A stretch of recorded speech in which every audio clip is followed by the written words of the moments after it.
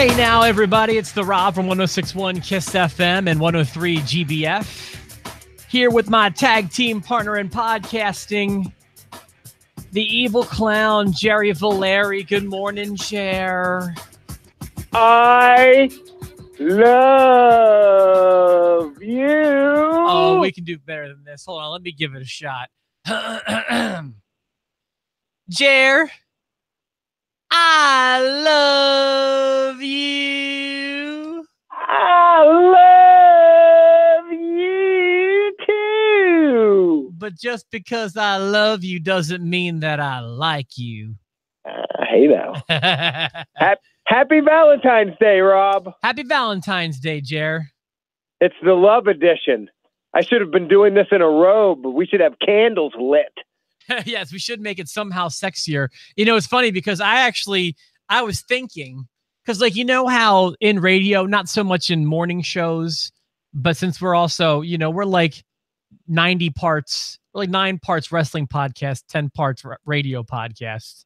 Sure. You know how in radio, you know, there's magic tricks people can do to make it sound like they're really doing a show when they're not. Right. Well, yeah. I was just like, should we just run last week's episode again? Because that's what SmackDown did. That's what Raw and SmackDown have been doing for the last 3 weeks.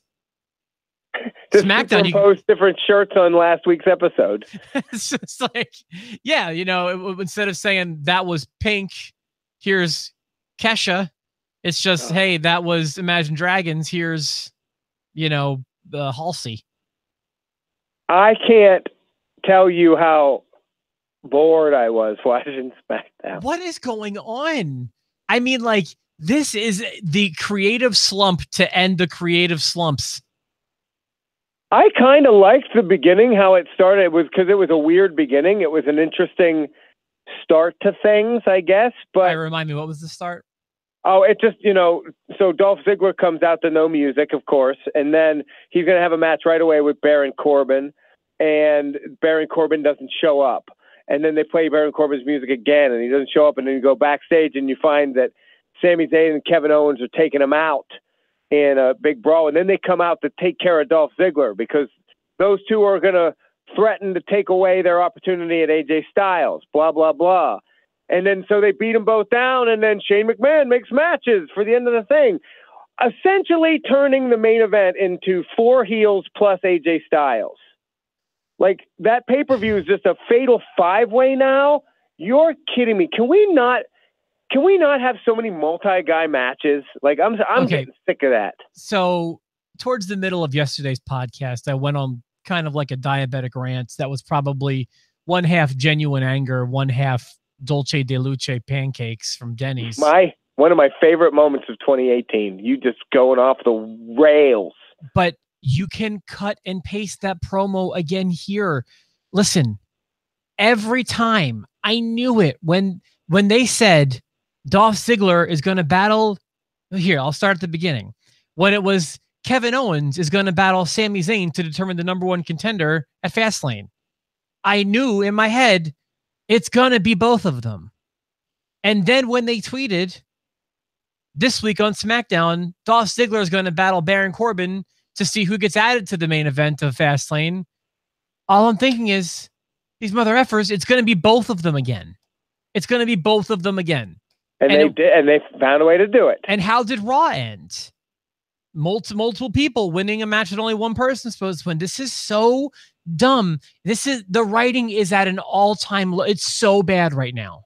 It's so bad. And what was the most upsetting thing to you last night? Because the most upsetting thing to me for the whole SmackDown was a promo for the Elimination Chamber. Because the promo for the Elimination Chamber said there, for the first time ever, will be 7 people in the Elimination Chamber. And then it showed everybody's pictures, including Finn Balor and Seth Rollins. I was like, wait a second, what? They didn't resolve that after Raw. And then I went online and I looked, and Kurt Angle made another flubbed announcement on WWE.com exclusive after Raw, announcing that the Elimination Chamber will just be a 7-man instead of a 6-man for the first time ever. Why aren't they putting these freaking things on television? Like, why am I finding out major angles in a promo instead of in actual content? You have like 17 hours to play with all freaking week, and you've got to put an announcement like that on a WWE.com exclusive? Are you GD kidding me? I'm so glad that you brought this up with the level of ferocity that you did. I got a message from Benny last night, and I'll read it to you. Benny said, WWE Twitter posted that both Rollins and Balor are in the Elimination Chamber match, per Kurt Angle. Another decision made off camera. So I imagine we'll get... All right, so that's that. So I respond... Oh my God, I'm excited to see Jerry's reaction to this because the reason he was cool with the unclean ending was because of the cliffhanger aspect. But now they just ruined that with a dumb tweet. So Suck my butt. I hate it. I hate it. They keep doing this. They did it. They used to do it with Talking Smack, and now they're making it even more irrelevant and harder to find with a WWE.com exclusive. Great. You give me a cliffhanger, and then you give me the answer to the cliffhanger 5 minutes later on Twitter. You have 20 hours of content every week, every single week. Put it there. You're giving him the one thing he wanted to know via tweet. So I was willing to wait till next week. Call me old school. I was willing to wait 7 days to get a resolution to the cliffhanger on the show I like. What a silly thing. Oh, you Gen X and dumb. What are you, stupid? We're millennials. We need our information right away, and in a stupid way at that. I need to know what's going on at all times, but don't put it on my television. I'll never see it there. What are you, stupid? It better be on Facebook or I'll never see it. Heart, flaming taint, like, cry face, finger. Huh? How about a finger for your troubles? You can give it if you want to. Hodge. So, except he didn't say fudge. How many Dolce de Luce pancakes have you had this morning? I've had 3 heart-shaped Dunkin' Donuts. They brought them in today for Valentine's Day. Well, you know. Am I overreacting? No, this is how I feel, except for I had the sugar high yesterday. You've got it today. It just upsets me. It upsets me. I try to find one great thing in every show. I really do. I don't want, you're going to take exception to this, and I like Vince Russo too, but I don't want to be all Vince Russo about it. His podcasts are so negative. He's so negative a lot, and I try to avoid that. No, I'm totally with you. And I want to be positive, so I always find things that I enjoy. Like, I enjoyed the beginning of SmackDown last night. I kind of liked it. It seemed very raw to me, very gritty, the way that they did it, and I liked the attacks. I liked the ending enough of Raw. At least they gave us a cliffhanger, even though they gave us the stupid double finish. It's just dusty finish after dusty finish anymore. And I tried to find the good in it. And then they go and they ruined it. And it's almost like they did it to spite me. So I've often said that like 2006 through 2009 or 10 was like the real low point for the company. But I mean, and I'll go back to specifically the week where SmackDown invaded Raw prior to the Survivor Series, or during the Survivor Series build, I should say. That was garbage. It's been lousy booking since that week. Since that week of shows, it's just been. I mean, can you give me an example of me being wrong? The rating's been a 0 since the pay-per-view before Survivor Series. Well, but at least now we get Jinder Mahal and Randy Orton are going to fight again. That's great, right? Is that even what you took from that? Because I wasn't even sure. I get that we're going to get another multi-man match for a championship. We're going to get a triple threat. That's what I got. It was so funny because Jinder Mahal is out there running down Randy Orton for his rank in the top 10. which again is something that they're probably trying to get over. Yeah. And something Jinder's trying to use to build heat. And I get that philosophy there. Why would you have someone who wasn't even ranked, who you could have theoretically put in a higher spot than Orton, and have a guy who's not even on the list make fun of Randy Orton for his spot on the list? That doesn't make any sense. And I'll admit they acknowledged that eventually. Bobby Roode came in and said, who are you to talk about Orton's spot when you're not even on there? But why would Jinder, like, no one's that dumb to do that. And then I'm also the writers are. There's no psychology. Like, here's the thing. I know that the gimmick for Ty Dillinger is number 10. When you look at the list, which, by the way, I believe Randy Orton was number 9. Ty Dillinger being anywhere on that list is completely insane. I mean, you could have put, if you want this angle to take off, we don't need Dillinger at number 10. I get it. 10. Yes. Haha. Orton could have been 10. Jinder could have been 9. Jinder's had, he had a long title run that he destroyed Randy Orton during, and, it wrapped up recently. He's the more recent champion. Like, you could definitely justify Jinder being 9 and Orton being 10. Right? Yeah. Well, listen, the only way you're going to get this list over is if for whatever reason we believe that it's legitimate, that it's a shoot top 10. But there's no way it's a shoot top 10 when you've got worked Ty Dillinger at number 10 all the time, 10, 10, 10. Yeah. Same with him coming. You know what? Let's go back in time and let me complain about him coming in as number 10 of the Royal Rumble for the second year in a row. That annoyed the hell out of me, and I forgot to mention it because it's Ty Dillinger, and I usually forget him. Wait a minute. Did he come out this year at number 10? Yes, he did. 10. I don't even remember. 10. 10. That's the number of SmackDowns that have been terrible in a row, by the way. If not more. 10. If not more. Oh. So that was that. And I'm like you, I'm trying to find stuff that I liked. And I mean, to be honest with you, I guess I like the potential of an Orton versus Rude feud. Don't know where Jinder Mahal fits into that. Some of those RKOs last night were fine, I guess, but there was nothing I really could really connect with. It's just the same. It's just the same. And it's killing me. And it's on both shows now. Like, usually one show would be our go-to, like, it's been either Raw or SmackDown in months prior.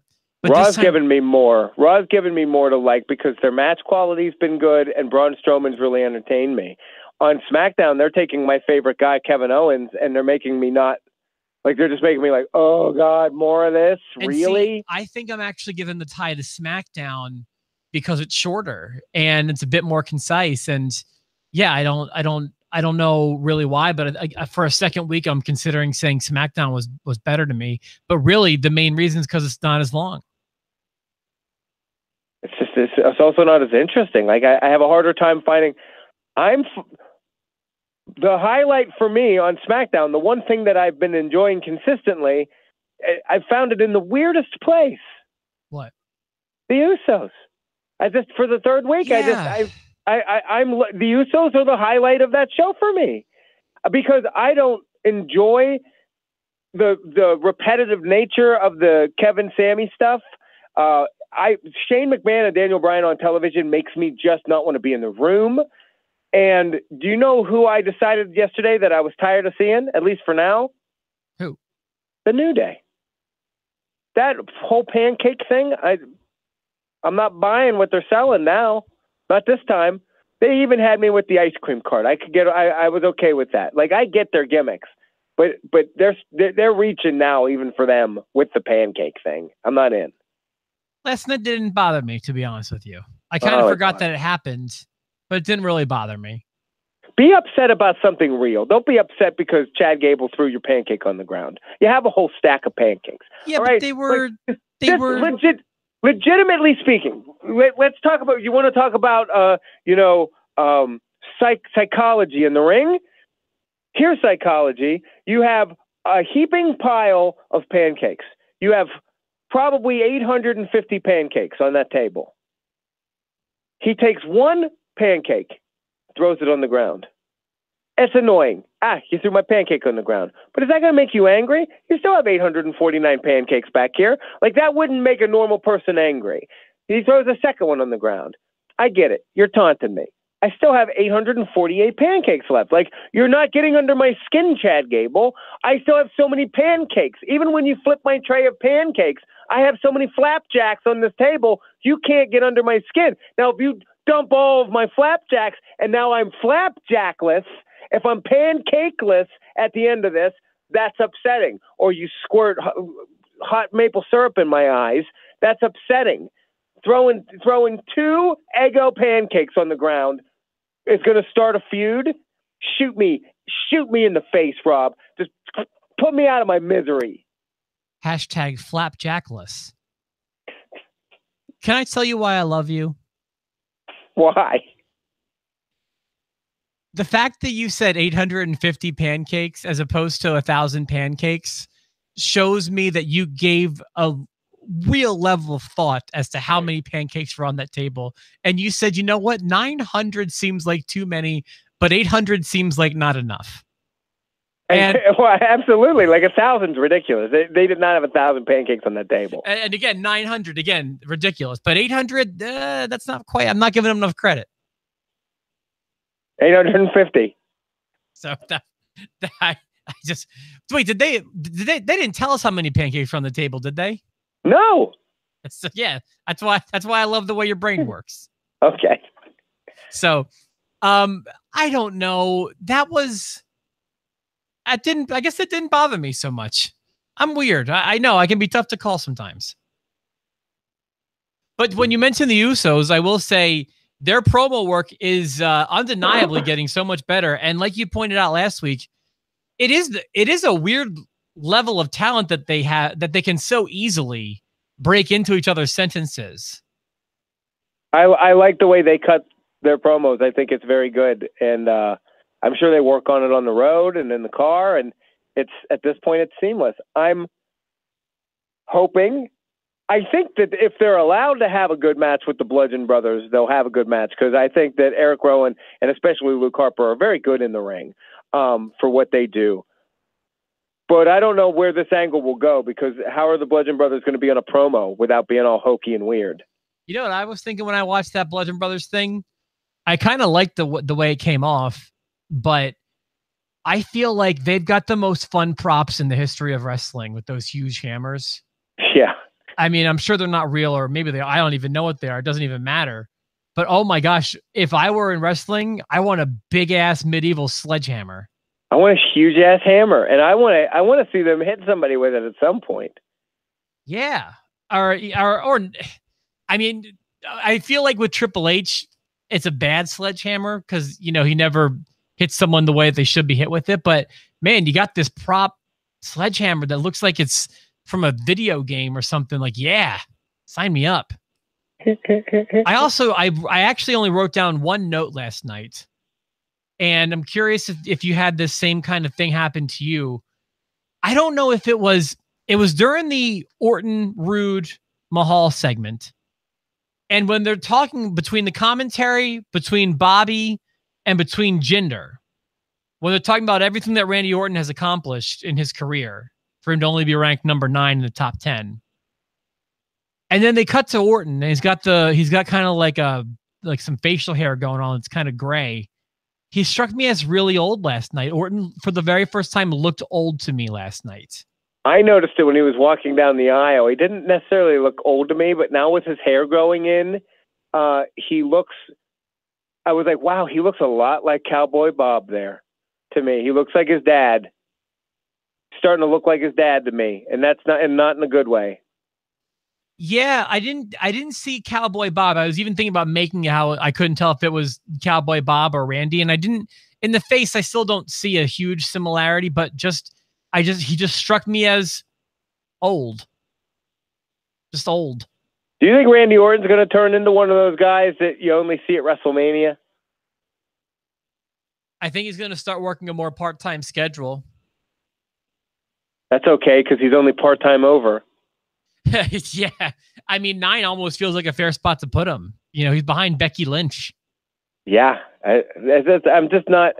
I'm not in on any of it. I'm not in on the women on SmackDown. They don't have me caring at all. And I don't know who to blame other than the writers. That's lazy thinking. I can't handle Shane McMahon anymore. Oh, it's so bad. Shane McMahon has been the biggest heel on that show, but he still gets presented as a face, and it makes me nuts. Yeah, it is. And I have a tough time with Shane anymore because me and my buddy John have a saying. It's like we can only handle one McMahon at a time. And I know Stephanie's not like a weekly feature, but Shane's too much for me. I don't like him. I was glad to see they dropped, which I'm weird because I'm OCD about when they release a DVD. For some reason, when they release a home video, I have to buy it. I don't know what is wrong in my head. I just do. Yeah. And they had a Shane McMahon DVD on the books, and that's being dropped. And like I said, in my head, I'm glad because now I don't have to buy it, even though a normal person would just be like, Rob, if you don't want to buy it, why are you buying it? Why would you buy it? But I've got a weird thing. It's a sickness. It's a sickness. It's okay. Why do I watch? I don't want to watch SmackDown, but I do. I watch SmackDown because I love you and I love this podcast. That's why I watch SmackDown. If we did not do this podcast, I would not watch SmackDown. And now I feel like I sound like Vince Russo. And I don't want to be a Vince Russo negative podcast, but this show did not leave me happy. And I've actually dreaded watching SmackDown. It's like a chore. Like I would have much rather watched an episode of a show that I've been watching lately than SmackDown last night, but I watched it and I tried to find something good in it. And all I could find were the Usos. I'm not asking for things don't have to be good, bad. All I really want is honest. It's the road to WrestleMania. Like this should be the most exciting time. Get your stuff together, man. WrestleMania is falling apart too. I saw that. All this stuff's happening with the Elimination Chamber because Seth being in the Elimination Chamber. Just Jason Jordan and Seth Rollins were supposed to have a date at WrestleMania, but now Jordan can't make it. I thought all those Jordan injuries. I did think that they were work injuries, but I guess he was really hurt. Well, he's hurt, but I don't think it's supposed to take him out for that long. But WrestleMania is only 53 days away, so where are we? What are some of the rumors for WrestleMania? Are we still looking at Reigns and Lesnar? Are we still looking at Cena and Taker? Like, are these things you see still? Yes. Yeah, a lot of people theorizing you're going to see a change to the main event. I don't think so. Some people are saying, I see a lot of people who I don't remember. I think Eric might have chimed in one time and said that it's going to be Lesnar and Strowman. I would greatly prefer that. I hope that they're right, but I think that they're wrong. I think that they're wrong as well. Seeing Strowman in the role that he was in on Monday night, like I feel like Strowman's going to go a different direction. I hear a plan for Strowman. Is it the mixed tag thing? Yeah. I'm hearing like the match they want is Triple H and Stephanie versus Ronda Rousey and The Rock. But The Rock is unlikely to make Mania, so if Rock doesn't make it, it's probably going to be Strowman filling in.